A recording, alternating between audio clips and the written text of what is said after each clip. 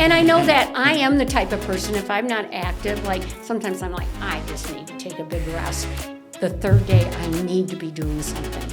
I'm just getting like I need to do something. I need to be active. Yeah. And I think I got that through running, but I'm finding I get that through strength training. Melissa, thank you so much for coming today. Hey, Dan. So I'll quickly introduce Nico. you. Nico, right? Can't forget about Nico. So we had Carol on a couple weeks ago, and one of the things I said about Carol is that she's kind of famous around here, a legend around here. And I would say you are very much the same. You know, a lot of my female clients, especially even male clients, I know Nico, you've probably heard some of this stuff too. They'll just see you working out even when you're not training with me and just go, oh my gosh. You know, like one of my clients, Leanne, she referred to you as Arms for a while before she actually knew your name, right? And so there's been so many things that you and I have been able to do since we've started. So if someone was looking and saying, okay, she's in great shape. By the way, she's 70 years old. And you've done you've trained to do a cartwheel since you've been with me. Deadlifting 1.5 times your own body weight, squatting, push-ups over 10 reps, a couple other things I'm sure that were one chin up. One chin up. One chin up. You know, I'll take it. You'll take it, right? And so you've been able to do a lot since we've started together. And I think maybe some people would get the idea that you've always been this way. You've always just been a strength training phenom and super strong, and that isn't the case. You've had your own journey, right? Right. And I'd just love to give you the opportunity to kind of walk us through that and kind of explore how fitness and in particular strength training overall has kind of come to fruition for you. Okay. So I've always liked to be active as an adult, not so much when I was younger. You know, early in my life I did fitness classes and stuff like that. And back in 90-something, early 90s, I went to work at a health club. And so I was exposed to it working there. You know, I got a membership out of it and childcare. It was a great gig. And I did a lot of aerobics and step aerobics because that was the phase then. But I had this friend of mine that was a trainer. And she'd go, you want to work out with me? I go like, great. So I did strength training. Were you what were you feeling when she first said that? Were you excited? Well, I didn't know that much about it. Okay. You know, so I didn't know to get excited to, you know.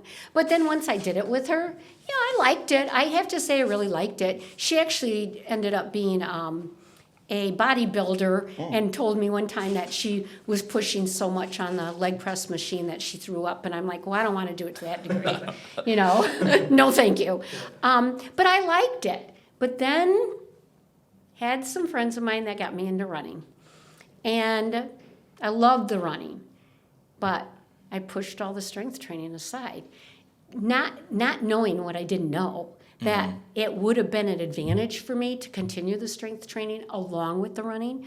So I ran for probably 25 years. And at that time, you probably, correct me if I'm wrong, you probably didn't even think about it like you were giving up strength training. No.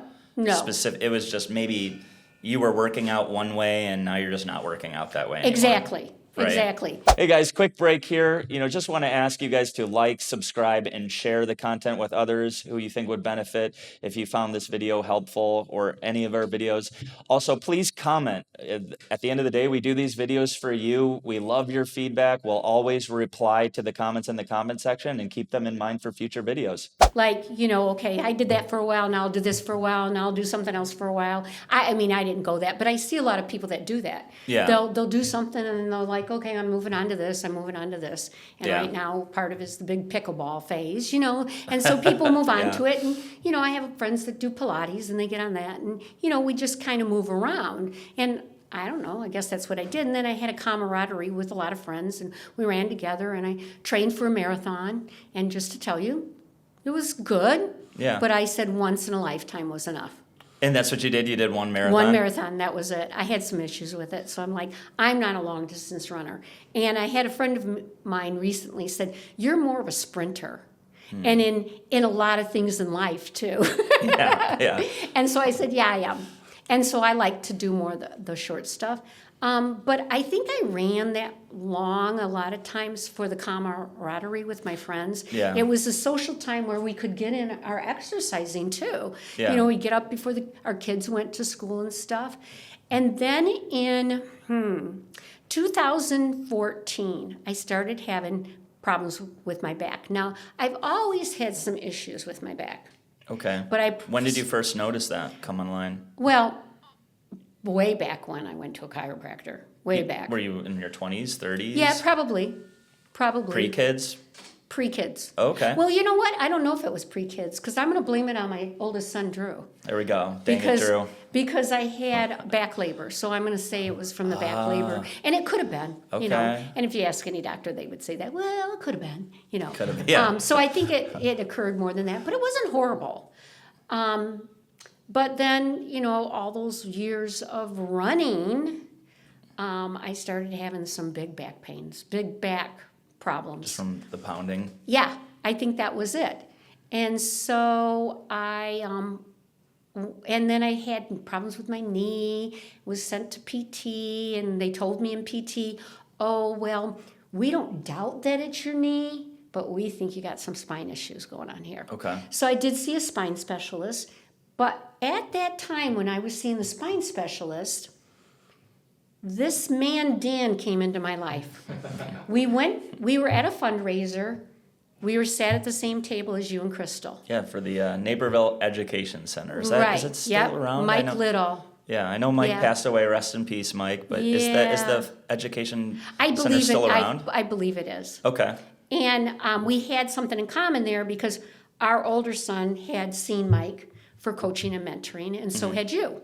And you know, when you're sitting at a table and you don't know people, you kind of ask, you know, why you here, and then what do you do? Yeah. And he said, well, I'm a personal trainer, and I was an assistant to I was a physical therapy technician. Yes.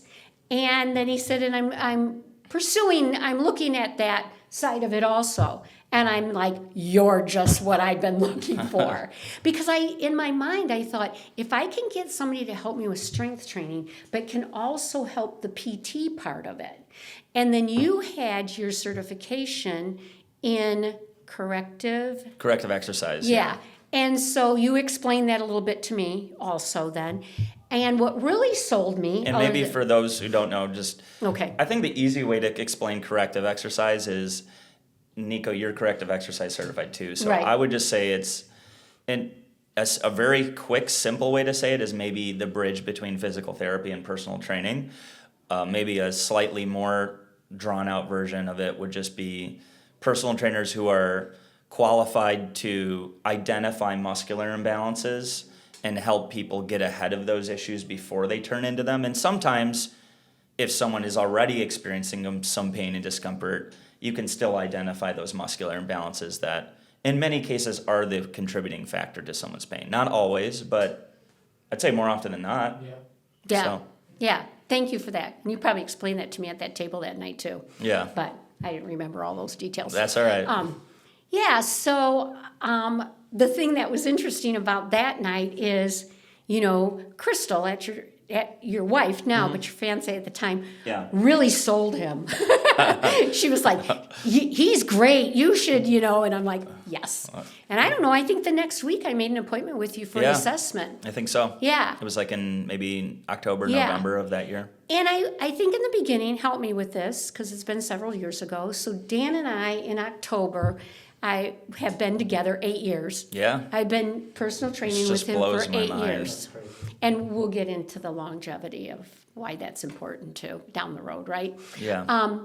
So in the beginning, we didn't work as much as we do today on the strength part of it, Yeah. but getting my back healthy. Yeah, because I remember when I evaluated you the first time, the hip thing was front and center for you and your knee, Right. right? And at the time, it's been many years, right? And I may miss some of the details, but essentially, we identified some muscular imbalances, not just in your hips, but in your core too. Right. Right. And so first and foremost, the priority was to lay the foundation with that, fix some of those things, because if we didn't address some of those things, you were always going to be more susceptible to getting hurt, Right. no matter what we did, Yeah. right? And so, yeah, I think if we started in October, early November, it was probably 2 or 3 months of that before Yeah. then we finally Yeah. decided to kind of, okay, you were feeling better, feeling stronger, moving better, and then Yeah. it was like, all right, well, what's next? Yeah. And not having the issues I was having. Yeah. Yeah. So where do we move from there?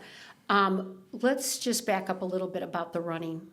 And I'm not really discouraging people to run, but these 8 years of strength training, and really I would say maybe the first few years, couple years, I saw more benefits than that 20 some years that it ran.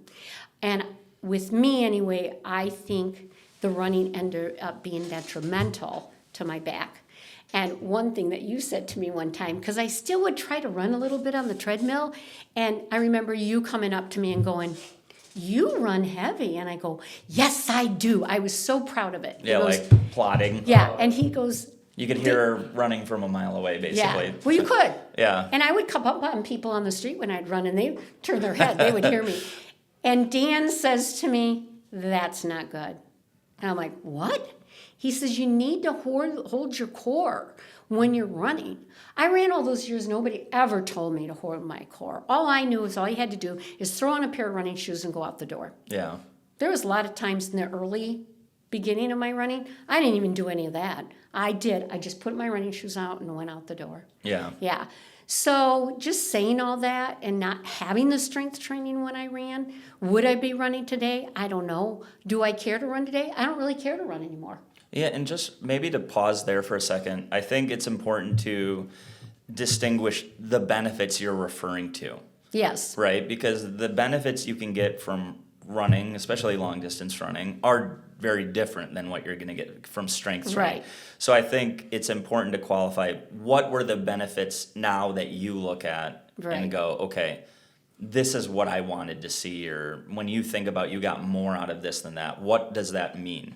Well, I think back then part of my reason for running was it was, again, the camaraderie and the social with my friends. And I've heard that before. I've had other clients Yeah. who are marathon runners who they talk about that and hold that in very high regard. Like just the community of it, working towards the common goal. It's, from what I understand, I've never ran a marathon, but a pretty arduous process Yes. to not just do it, but also to train for it. Right. The volume is high. You're not just running 1 or 2 miles and then show up to marathon day. You're progressively building up Yes. miles and miles at a time. Yes. So a lot of people, I think, when I think of two of the biggest benefits that I've heard most people speak on is the camaraderie and also the runner's high, Yes. right? Right.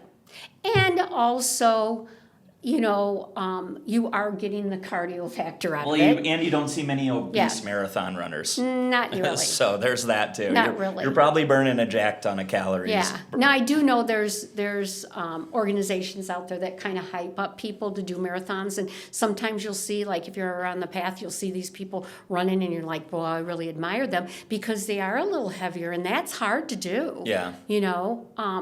But I, of course, going back to that, I did incorporate the strength training, and I think that would have been helpful at the time. But again, I'm finding more in the strength training personally than I did in all those years of running. I've gotten more out of it. I think one of my main reasons, and I put this on the things we would talk about, was my goals were different then. Okay. I was always fighting to lose weight, get my weight down, always running after that. Yeah. And with strength training, I feel like I really don't have to do that. Yeah. Yeah. I just think it just happens, because the muscle building, I think, is there. You can attest to it more than just the cardio part of it. Well, I think also it's important to clarify that you probably fall under a category of women who, and I've talked to a lot of my clients who are 50, 60 plus, where I think your generation, that was always the mindset, is no matter how much weight you have to lose, you always have to lose a little bit more. Right. Right? And I think when you did lose weight working with me, you probably lost what, like maybe 15 pounds? About 12, yeah. 12 pounds, right? Yeah. So it's not as if you had a ton of weight to lose in the Right. first place. Right, So I would say a woman like you, who maybe you only had about 15 pounds to lose, right?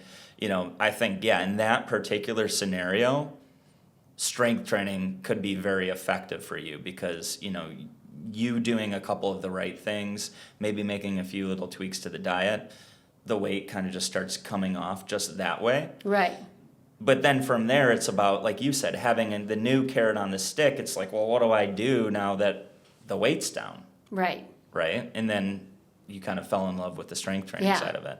Instead of it just being, okay, I'm always running away from something, right. almost like running towards something. Exactly. Right? Yeah, yeah, So, yeah.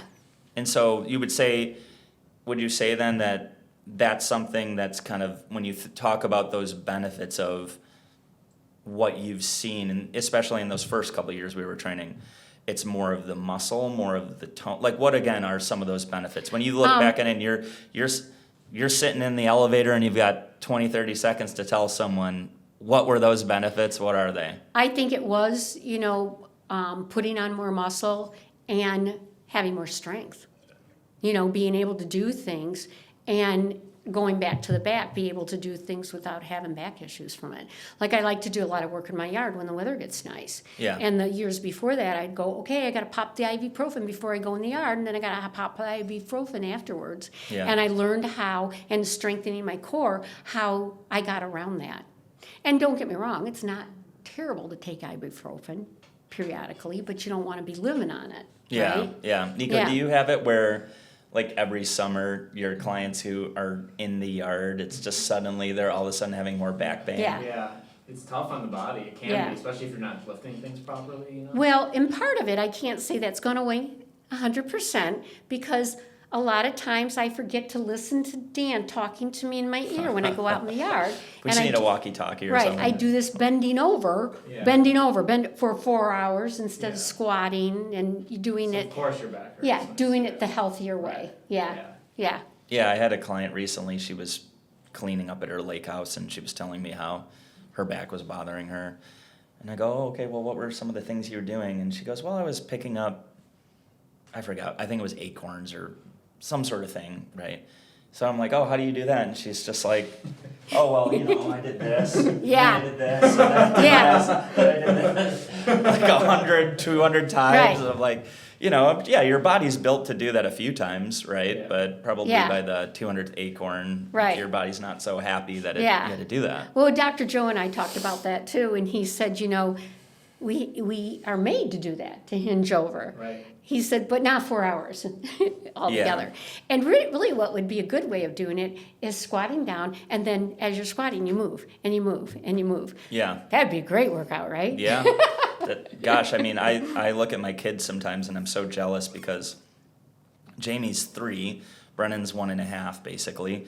And they'll do that, just toys on the ground, and they'll squat down to it, and then there's a toy over there, and they don't stand back up Right. and walk over. They just Yeah.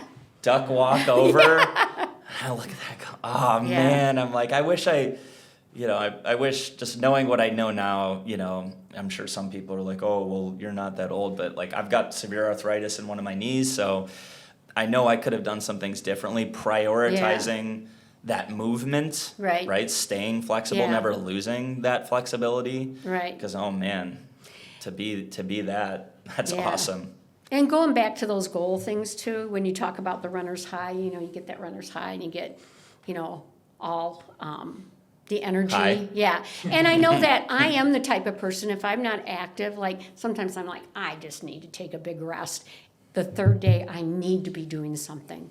I'm just getting like I need to do something. I Yeah. need to be active. Yeah. And I think I got that through running, but I'm finding I get that through strength training. That's awesome. I think I told you like on Sunday, it was it Saturday or Sunday where it was kind of cold and, maybe it was Saturday. Okay, yeah. And I had kind of sat around all day and not did much. And by about 3:30, I'm like, I got to go to the basement and do something. Yeah. You know, and I went down and did a little bit of strength training, you know. I just needed to do something. Yeah. Yeah. Well, I think one thing that I've experienced through strength training, and kind of going back to what you were saying about you found more value in kind of running towards something, is there's a lot of things that change. Now, again, if you're looking at this podcast or this conversation from the standpoint of like, I want to lose 40, 50 pounds, right? There's different approaches to different things. But if we're just talking about maintaining a healthy fitness and building on that over time, the thing that's great about strength training is it always builds on itself, Right. right? You're Yep. always pursuing getting stronger, pursuing building more muscle. And instead of, you know, so when you're going out to eat, you know, sometimes you can justify, yeah, well, I'll have an extra portion because I'm working out tomorrow. Right. And I'm going to use that for my workout. Right. I'm going to use that to be stronger than I could be if I didn't maybe have as much gas in the tank, right? Instead of fearing that and going, ooh. Because I think a lot of the times people focus more on cardio, maybe calories in, calories out mindset. It's always just this back and forth. Right. It's like, oh, well, I ate, so now I need to burn another 300 calories. And then I did that again, and then now I Yeah. got to do another couple hundred calories on the Yeah. treadmill or whatever it is. Where again, the strength training, building muscle, just being stronger almost always puts you in a bit more of a state to just be burning that fuel at idle Yes. a little bit more Yes. so, Yeah. right? Right. So what were some of the things that so we got to that part of the process where you were feeling better in your back and your joints and you felt more empowered to take on some of the things. When was one of the first moments maybe that you felt like you were starting to fall in love with strength training? I would say I remember that January. So you and I started in October that January. We re-talked about goals. And you told me I needed to rev it up. Well, part of that was my nutrition. Because I was just eating. I don't know if it really. went exactly like that. Okay. Melissa, you're not doing it. Well, I think we talked about it. I think We you said, told okay. me some of the things you might want to do. And then I was like, well, if you want to do those things, then you're going to have to. To rev it up. Yeah, yeah. Well, yeah, you never tell any of your clients what they have to do. Yeah. This is a suggestion. I'll take that back. I'm just you were cracking the Yeah. Dan, the trainer that just like, rah. Yeah, No, Drill he is- Sergeant Dan. Dan is not like that. And I think that was the point where we were able to, and you started teaching me, or I started learning more on the benefits, but how to strength train properly. Because before I would just like, okay, I'm just going to use this for example. I do a chest press, and I would do 2, 3, 4. And the tempo was huge. You change where you got to have a tempo. Using the rest of Tempo your... just meaning how long you're taking to bring something up and down. Right. Or pausing. Right. Because a lot of times I think I use momentum. You know, I'll get it up, just do it fast and you can get it up there. Well, Yeah. we can do that, but is that really beneficial of what you're trying to do here? Build muscle and build strength, right? Yeah. Yeah. So I think after that January is when that started all coming to be, where you were able to work with me more on a new way that I didn't know of strength training. And to see those gains. I love seeing, you know, that, what do I want to call it? Well, the gains, you know. Yeah. You see some the new yeah. goal or the Right. new best effort. Or, Right, right. And of course that gets me excited. And then, you know, when you're just doing day-to-day things in your functioning life that you find you can do it better, or maybe I wasn't able to do it and I could do it now. Yeah. You know, that type of thing, like pulling my long cart up our hill because we have a walkout basement. Yeah. Yeah. You know, that's a big thing. And that Yeah. reminds me of a story of you, and part of the reason why I've loved working with you all these years, other than just getting along great with you, and we have similar values, is you really took to the strength training philosophy, and also my philosophy. I think you have your own philosophy, but we have some similar ideas in that I remember when you were having difficulty going up that hill and you said, well, this is what happened. And it shouldn't be that hard. I want to train so it's not so hard next time. Right, yeah. And that's one of the things I love about the strength training and fitness in general is this empowerment to take some level of control in your life. Yeah, Right. the day-to-day. To not just say, oh, well, that's hard and it's always going to be hard because I'm getting older and that's just the way things are. Mm-hmm. Saying, okay, what can I do about this? What would I need to do? How would I need to train? What muscle groups would I need to work, etc. To maybe a couple months from now when I go up that hill again, it's going to be easier. Right. And I think in many ways that's probably, for me personally, one of the things I love the most about strength training and just fitness in general is that feeling of control. Because there's so many things in our life that are outside of our control. So to have this one area just to Right. say, I can do something about this, Right. is so gratifying. Well, and the other thing I think too, well, there's more to all that, but that how I fell in love with it and I enjoy it because sometimes I'll say to people, I love strength training, and sometimes they're like, you got to be kidding me, you know? Really? Yeah. Why? Is I see the success in it, and it empowers me. Yeah. It really does empower me to know that, okay, I've done this, and now I can go out in the world and in the day-to-day function things, I can do that.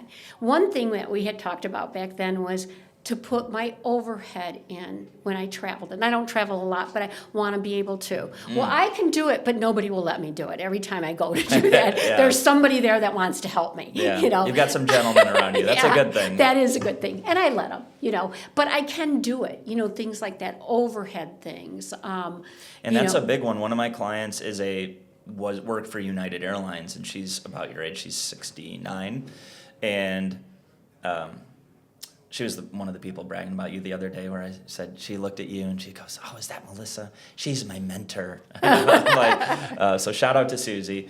But Susie told me that there's a lot of her peers who are in their 60s and 70s, and there's a big fear around their shoulders. Yeah. And their rotator cuffs. Yeah. Because one of her good friends just totally blew out her rotator cuff, Yeah. just putting those luggage Right. up into the bins for people, Right. you know, and having to do that. And Yeah. so those are, And people don't feel like to prevent that, to do the strength training. There's so much we do in life and occupations that people don't do the strength training because Yeah. they don't see where it comes into play with the Yeah, same it's just thing. this all day. Yeah, I had a friend of mine that was a physical therapist in the schools. And you know, she had to lift cool. little kids and things like that. And she was very good about doing her strength training because she says, I have to be strong to be able to do that, to Yeah. stay that way. Yeah.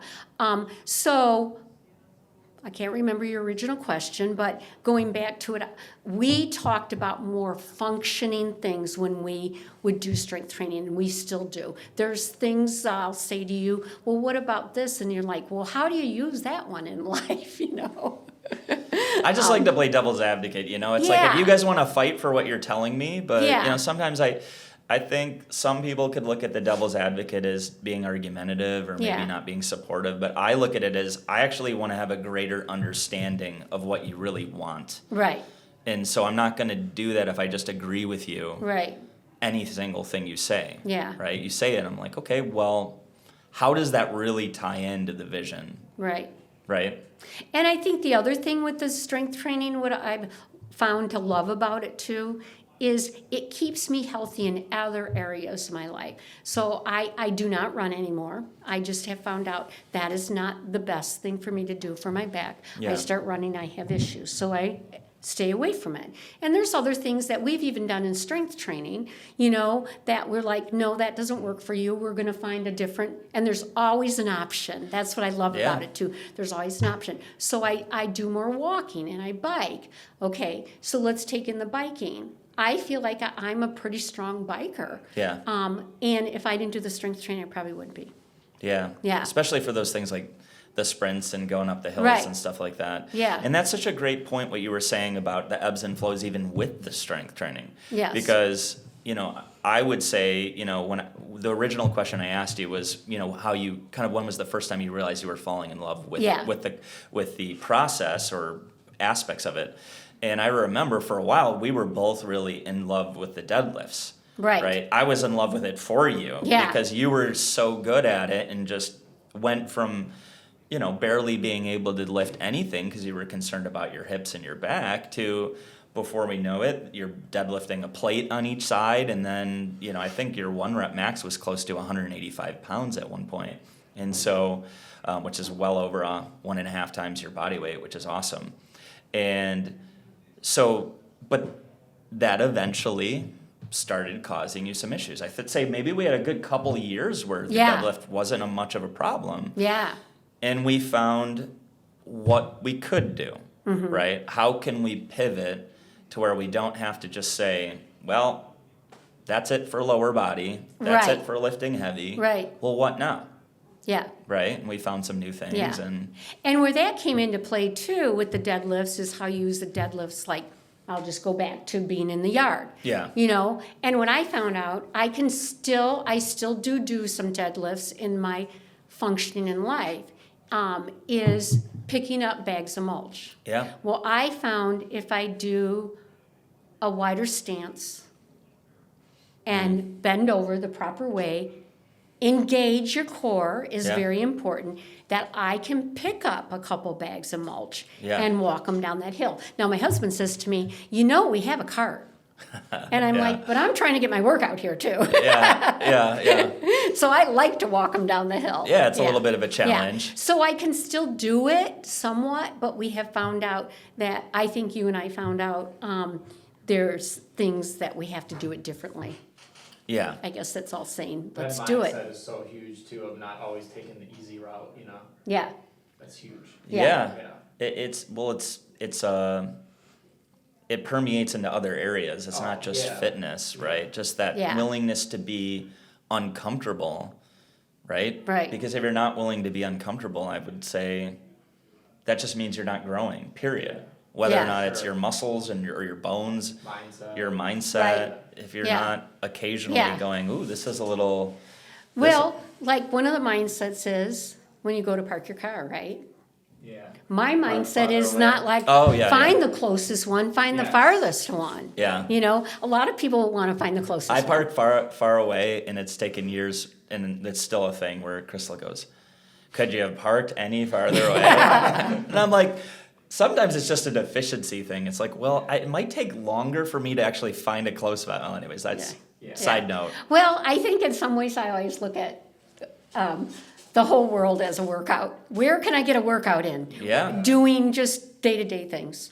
But I love that idea too, because again, that's where I like to think of the gym and fitness, strength training, all of that is this is the laboratory. Oh, yeah. And so this like is that. where, if you want to be better at pickleball, you mentioned pickleball, a lot of people playing pickleball nowadays. You want to be better at pickleball. Well, I know a few people who have torn their Achilles or strained their Achilles tendons just playing badminton or pickleball. Because lo and behold, they hadn't asked their Achilles tendon or calf muscles to explosively contract in multiple dimensions for many, many, many years. And then they're 40, 50, 60 and thought, oh yeah, it'll still be the same. It's Right. like, no, it's not actually. Right. And then lo and behold, the Achilles doesn't respond very well. Right. But if you view, again, the gym as the laboratory, okay, what are the things I want to be able to do? I want to play pickleball. I want to get more muscular. I want to be able to lift the mulch or whatever it is, right? You can look at that, and that goes back to that empowerment, that control of saying, all right, let's get to the lab. Let's figure out how Right. we can make this happen. And you and I have had this conversation many times, I'm sure, where I've trained a lot of people who are over 60, 70, even 80 years old. My oldest client, 93. And so there's this idea, I think, that this is how I communicate it. I think we both kind of agree this is a good way to explain it. When you're older, or when you're younger, like Jamie, for example, duck walking around the room, Right. what he can do is like this big, vast circle, right? It's like Right. it's like the sun. He can just do whatever he wants to do, right? He doesn't have to think about, oh, is it gonna hurt my shoulders to be on a monkey bar or jump Yeah, off of the right. dresser or Right. whatever crazy thing he wants to do, right? He just does. He doesn't have to think, right? And then I think what happens over time is that shrinks. Right, Sometimes it shrinks because I think we're a little bit more choosy about what we want to do as we get older and how we want to spend our time. And that's okay, that's normal. But sometimes it's out of fear. right, Sometimes it's out of fear, and a lot of the times it's out of fear. And then what happens, you keep getting older, you keep saying again, rather than looking at life as the challenge and how you can push yourself, it's just, ooh, I'm gonna back away from that, I'm gonna back away from that, ooh, I could get hurt doing that. And then before you know it, this circle kind of becomes a prison. right, Before you know it, you're like, I don't even have really any room to do anything. I don't mow my lawn anymore. I bought a ranch style house because I don't want to go up and down stairs. Not that there's anything wrong with that, Right, right? If you have right. the ability to do something like that and make your life a little easier, there's Right. definitely, you've heard me say the term work smarter, not harder. right, But I say to anybody, if that thing that you're giving up is something you love and you want to do and it's part of who you are, that's the thing you should fight for. right, I get wanting to get a ranch style house. You're not waking up every day and like playing Eye of the Tiger before you go up your stairs. Maybe you can do it without that. But some of the stuff, it's like it takes a little bit of your soul to give up that thing you loved, right? And so I say, if you can fight for it, you should. yeah. And And I think all that is good, where you see the benefits. Like, I read a book years ago called Real Age, okay, I've never and heard it of talked that. about people that have a dog are healthier because they got to go out and walk their dog. Now, some of them today in today's world have fences and they open the back door, but just that little bit that's forcing you to go out and walk. Yeah. And you don't go, oh, I got to go walk again, because Yeah. you're walking the dog. You're doing it for a purpose. Yeah. So those things that we just continue doing, such as stairs. I think stairs are big, and as long as I can do them, I'll have a house that has stairs. There we go. Yeah. Yeah, it's funny you say that because one of my clients that I trained at 11, her career is she owns a business where she helps coordinate events, and she's doing an event for I don't remember off the top of my head, but it's basically a nationally renowned arthritis group. Oh, And one of the things she was telling me was in this event they're going to have it's not a petting zoo, but it's like a dog area. And I go, well, what's that about? Why have a dog area? She says, well, there's a correlation between people who have dogs having less arthritic symptoms. And I go, why?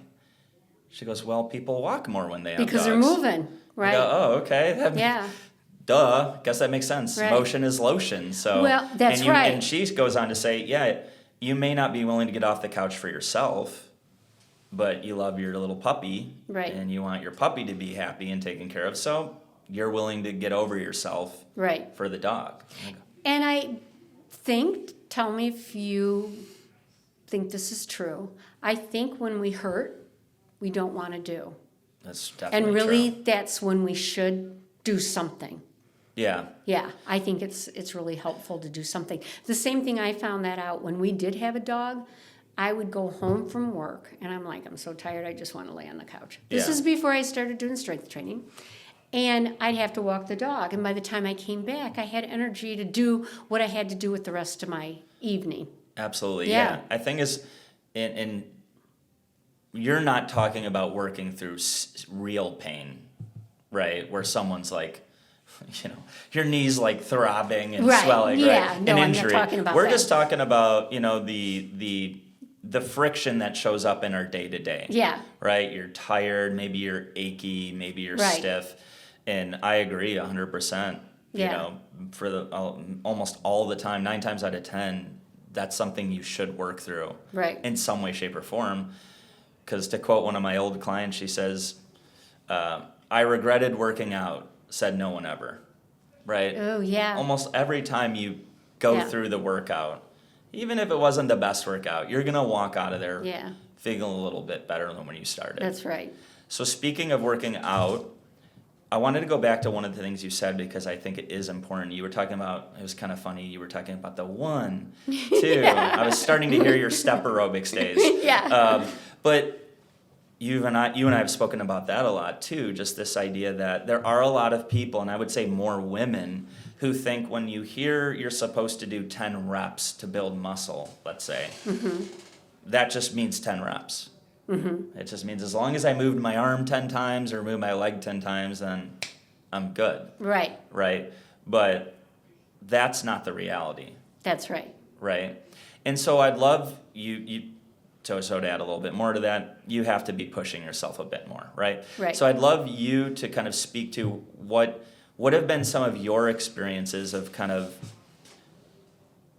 the intensity that you work at to see some of the results you see.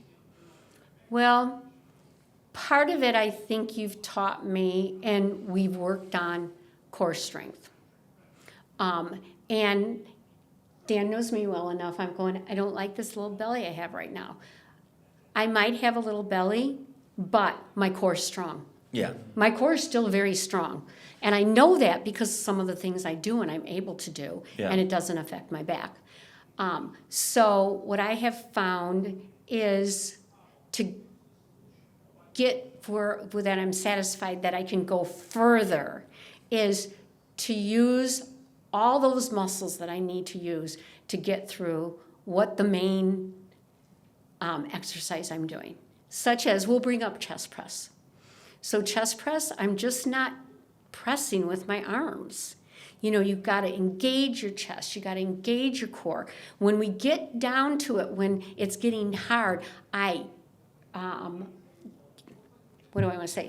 push my feet in. Yeah, you kind of drive into Yeah, the ground. I drive in, you know, and all of that engages your whole body. I never knew that before, you know, and that's huge when you want to make those gains. I think that's one thing you've taught me. It's huge. I love Yeah. that. And I think there's a couple things to that. One, I've kind of gotten a little bit more away, and I think, Nico, you and I have talked about this, from just the idea of I probably do much less isolation work than I've ever done in my own fitness and with my clients, because life is not isolation. Life is full body integration. Yes. And so what I like about that is you're taking something that on the surface is a chest exercise or a Right. shoulder tricep exercise, and you're making it a full body exercise. You're engaging your legs, you're engaging your glutes and your hips and your core, even your upper back, right? Right. And so it is more real world friendly in that way, right? But another thing too is I would say to anyone watching who's thinking, okay, how do I make sure that I'm working out intensely enough? Well, one, you know, those last couple reps should be hard. Right. But two, if you're engaging your whole body and those last couple of reps are hard, then that's a really good sign that if you even have to be making sure you're being conscious of your legs driving and your back staying tight to get those last couple reps, you're doing everything you can to get that weight going. Right. And the beauty of that is the more challenging the stimulus is to your body, the more likely the body's going to say, we got to be a bit stronger for this next time around. Right. Where again, I think again, applies more to women. I've kind of joked before, men and women are in different extremes when it comes to working out improperly. Men are the ones that are like, I'm willing to destroy my back for this bicep curl, Yeah. right? Where women tend to be the opposite of like, oops, I don't want to get hurt. Right. I don't want to get too bulky. It's a lot of fear of what happens when they work out more Right. intensely or lift heavy, right? Right. And so, but the reality is, if you don't work out with enough intensity, you just won't change. It's like, I say this a lot, it's like, go outside in the wintertime. You could go out butt naked and you are not going to get a tan because the stimulus from the sun is not strong enough. Yeah. And that's the same thing as strength training and fitness Right. is. It's we're adapting to a message to our body. And the message should be, that was difficult. You had to get outside your comfort zone to do that. Right. And your body will respond accordingly. It will. Right? It will. And it comes into the day-to-day function. Yeah. Yeah. And I'm thinking again, I keep saying this, the overhead, you know? So you don't just pick this thing up with your arms like, you know, this and throw it up there. You got to kind of get everything engaged to get it up there. Yeah. Yeah.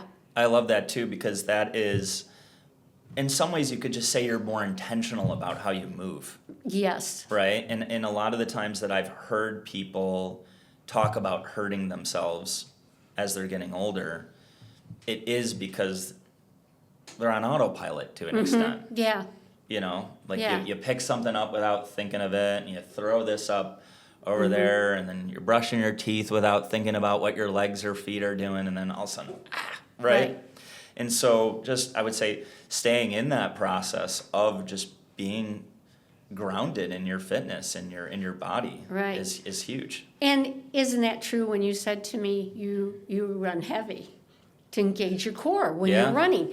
Really engage my core when I'm walking. I Yeah. engage my core and my glutes when I'm walking. Yeah. You know, I don't know if you and I talked about this or somebody else told me this. We just walk through life like this. And somebody told me you need to be more deliberate heel toe. Not, you know, to the extreme, but we need to use our heel, our toe, roll into it. Our heel, our toe, roll into it. Kind of like a rocking motion. Yeah, and so all of that in the day-to-day function is huge. Well, Melissa, we have just cruised through the last Oh my 45. It's gosh, 2:26 no. already. Yeah. So I wanted to give you an opportunity just to say, if there's any one thing you want to say to anybody out there, what do you want to say? Well, women, don't be afraid to do strength training and I think the machines are great. I think that's a great way to start, but to progress, to get in there where the dumbbells are and where the bars are, you know. I don't know, I just find so much more progress with that and enjoyment with it. I think a lot of women, not even my age, even younger women, they're afraid somehow to do that. Being here, I see more than I used to. You used to go in there and you'd be the only woman in the room that was picking up the dumbbells. You know? I'm sure it Yeah. feels like a bunch of Yeah.